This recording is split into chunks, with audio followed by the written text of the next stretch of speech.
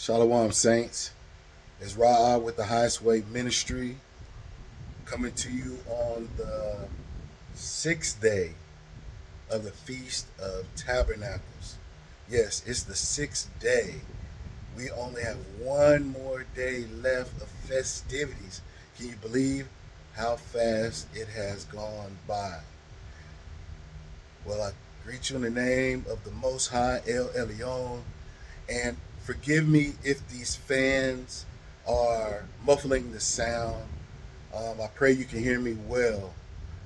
And if you've been following us since day 2 of the Feast of Tabernacles, we have been talking about marriage, one flesh.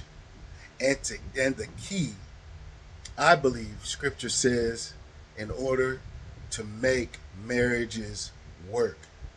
Can you guess what it is? It's women. It's not only any woman, it's a godly woman. It's a good woman, a virtuous woman, an agreeable woman, and so on and so forth. Just go back and watch day 2 through 5. And I believe the key to this world running smoothly and correctly is women.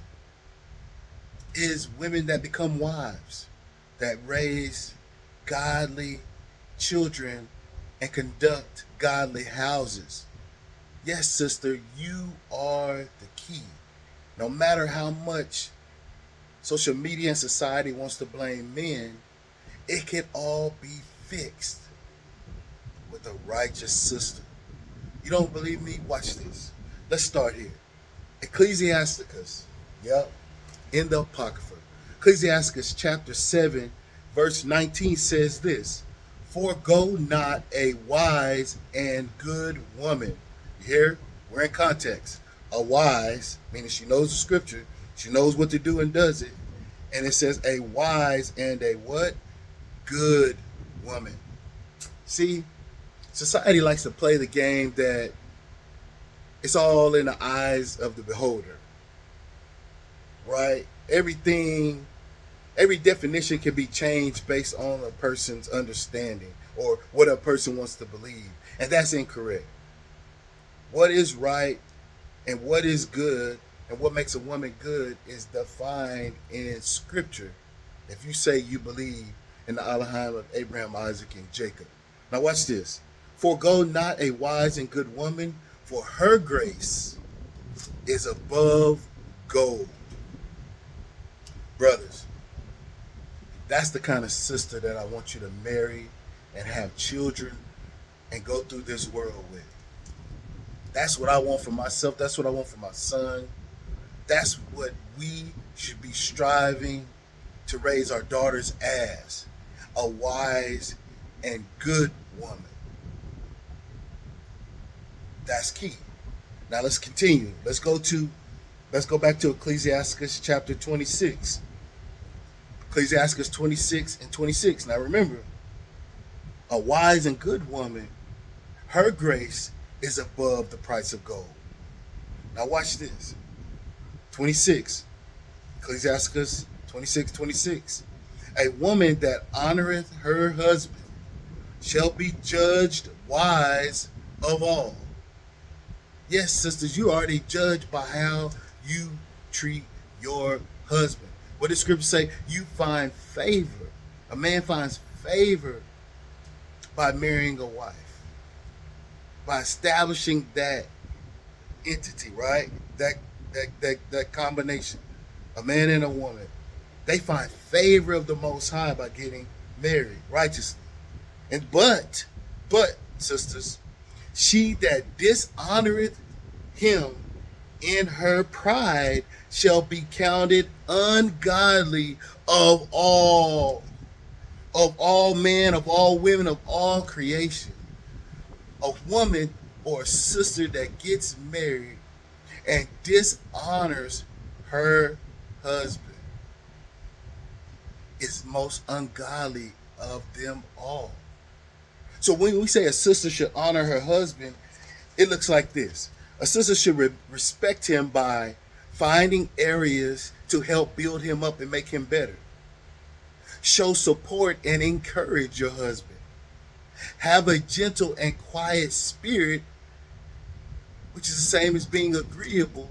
So a disagreeable and an argumentative woman, she would be counted most ungodly of all. It says, avoid criticizing and belittling your husband. Create peace in your home is honorable. So I would ask you to take those things and put them in reverse. A woman that doesn't create peace in her home is dishonorable, which means she's ungodly of all. And why create a house and why marry a man and have children with him if you don't want to live at peace with him? Why do it? Avoid criticism. A woman that belittles her man all the time is most dishonorable, is most ungodly of all. Do you get it? Why marry a man that you don't want to support? That you're not behind in all things. Okay, let's go to another place. Let's wrap it up with this one. Let's go to Proverbs chapter 5, verse 18. Proverbs chapter 5, verse 18 and 19 reads like this. Let thy fountain, which is you, the wife, you sisters who want to be wives, it's advice to the man. Let thy fountain be blessed and rejoice with the wife of thy youth. Because clearly you shouldn't be waiting till you graduated, got your business together, sown your royal oats, slept with every man around to find a husband. No. I gave my son this advice the other day. We was hauling out trash from the property. I was riding with him. I said, I want you to find a woman that blesses you, right? A woman in your youth. You don't find a woman that has everything together and is expecting you to have what she has. No, you find a woman when you ain't got and she ain't got, y'all can come together and get it out the mud. That's when I found my wife, right? See, a lot of us, we get older and we start to look at each other, and you start looking at young people, and you're looking at everything, all the sounding boards and everything everybody's saying out here about relationships. Hey, that ain't when I found my wife. You don't find your spouse when they're six figures or they're millionaires. They got the car they want, the house they want. They pretty much don't need you. And then they're gonna go look for a man that has it. And men on average make $50,000 a year. Men ain't got those kind of salaries and that kind of lifestyle. Right? So when you're growing together, you're building each other up together. The money, the resources, the house, everything you get, you got it together. So when one outpaces the other in salary, it really doesn't matter. But you got to start your relationship and your marriage in your youth. Look, it goes on to say, so the wife is the fountain, and being blessed means your wife will be faithful and loyal. I mean, Most High forbid that I would ever have to be out in this world trying to find another wife. I don't want to think about every relationship and every man my wife would have been with. I guess in that sense, I'm kind of modernized. I mean, I wouldn't want my wife to be thinking about me sleeping with other sister wives, right? Multiple wives and all. I mean, she shouldn't have to be thinking about that. Her love and everything the scriptures say should be for her. And vice versa in that sense, right?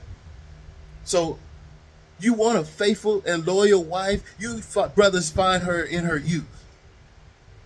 That's when you should find her, and then you will be blessed, right? Let's continue. These fans done blew my pages. Check this out. Verse 19. Let her be as the loving hind and blessed roe.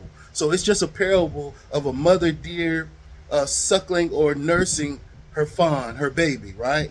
So it goes on to say, let her breast satisfy thee at all times. So that wife you find in your youth, that she's faithful and loyal, yes, man, we would be satisfied by hers, her breast, not all the women's breasts, not trying to find better or younger or change up. No, once we find that faithful and loyal woman that we found in our youth, then we should be satisfied at all times and be thou ravished always with her love.